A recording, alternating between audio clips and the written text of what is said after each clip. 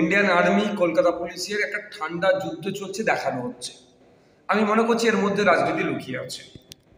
Permission নিয়ে না নিয়ে এটা পরের পার্ট, আমি পরে কোনো সময় বলবো। এখন আমি বলছি, আমি যেটা দেখতে পাচ্ছি, যেভাবে যে 1800 অধিক চাকরি বাতিল হয়েছে, এই চাকরি বাতিল হয়েছে, হেভি সংখ্যার মানুষ যারা যোগ্য তারা চাকরি, তাদের এদের জন্য তাদের চাকরি বাতিল হলো।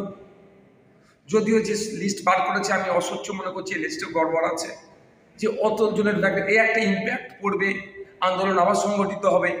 আর যারা চাকরি যাদের বাতিল হয়েছে তারা কারা? নেতা মন্ত্রী ঘনিষ্ঠ, প্রাক্তন সভাধিপতি, বর্তমান কাউন্সিলর, বিধায়কের মেয়ে, বিধায়কের পুত্রবধূ, এই যে শাসক ঘনিষ্ঠ অঞ্চল সভাপতি তৃণমূল কংগ্রেসের, এই যে তাহলে মানুষ রেড়ে করে উঠছে আর ক্ষোভ তৈরি হচ্ছে। হয়তো আমার মনে হচ্ছে এটা একটা রাজনীতি হচ্ছে, ইন্ডিয়ান আর্মি কলকাতা পুলিশের একটা ঠান্ডা যুদ্ধ দেখানো হচ্ছে। বাংলা খবর, আপনার রাজনীতি, আপনার আওয়াজ।